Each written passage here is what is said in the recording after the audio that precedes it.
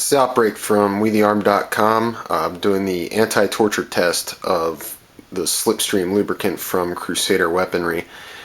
Basically, I applied the lube to 3 guns about 5 months ago.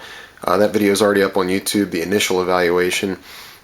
I shot them all about once, didn't clean them before I threw them back in the safe, and left on a deployment for about 4.5 months. So we're going to see what they look like after not being treated, and then we're going to retreat them. And I'll go through that in a little bit later. But right now all I've done is spun the lock on the safe, and so you guys can't see my combo. And we're going to open it up for the first time in about 4.5 months. If you remember, we first treated the Walther P22. We'll set that aside. The Kel-Tec P11 9mm,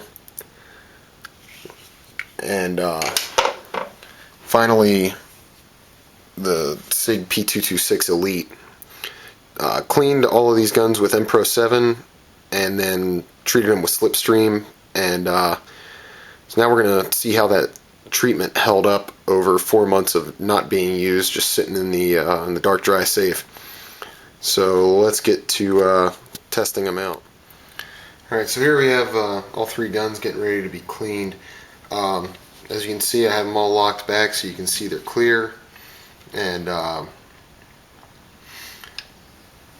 basically, since I don't expect me to remember the feel or the sound, or any of you to remember the sound the first time I slipstreamed all these guns, I'm going to go through a demo of what they sound like now, completely clean them as well as I can, and try my best to get all the old slipstream off, and then re-slipstream them. That way we'll have a comparison after 4 months sitting, and a fresh treatment.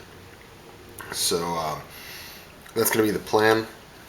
Start with the P22. It still feels pretty smooth. The Kel-Tec P11.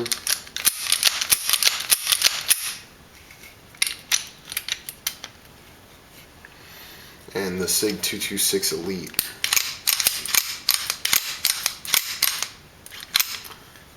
Again, they all feel pretty smooth.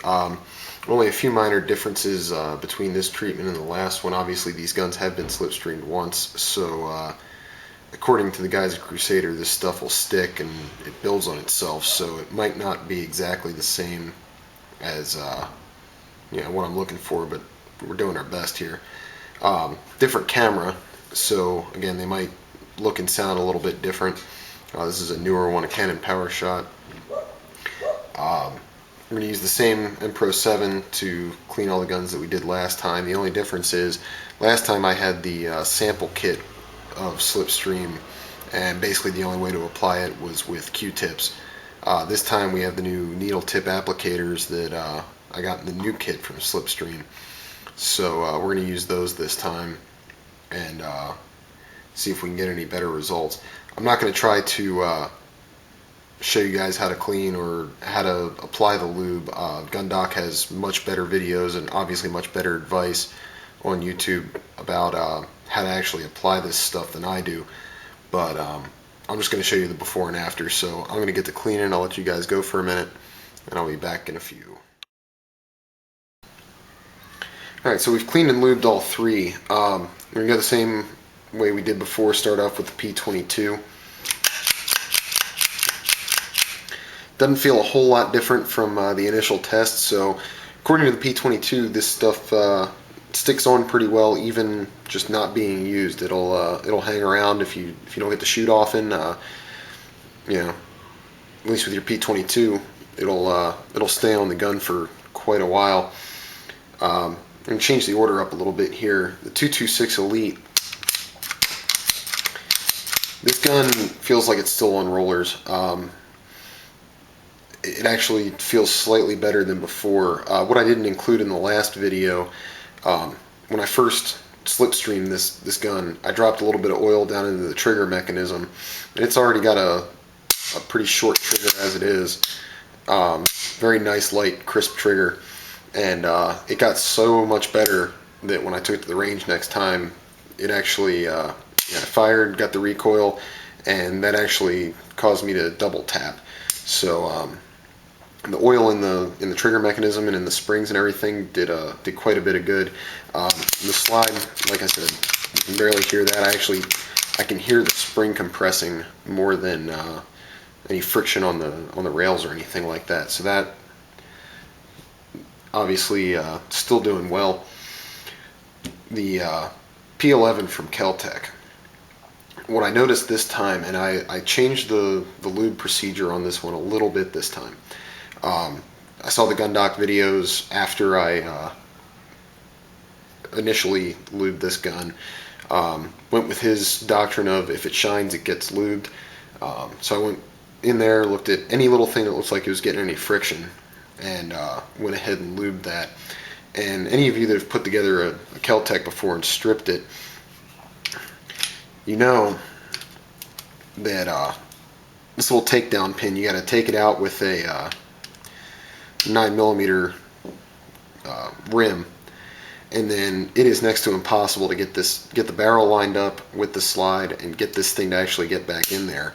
Once it started, it's easy to click in. But what I noticed this time is I lubed up some more of the surfaces on the barrel.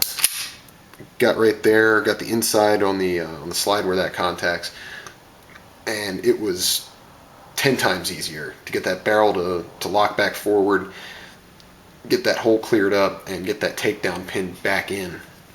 So I actually have to say that the procedures that the guys at Crusader teach for using their lube is definitely the way to go.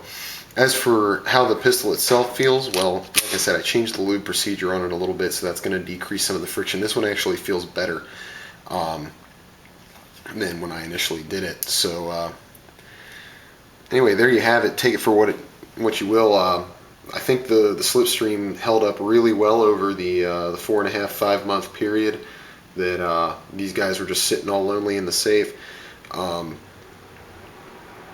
So if you're like me, if you're military, you deploy for long periods of time, this stuff will be a safe way to go, and it'll keep your guns lubed while you're gone. So hope this one was helpful to everybody, and I'll see you out there. Outbreak out.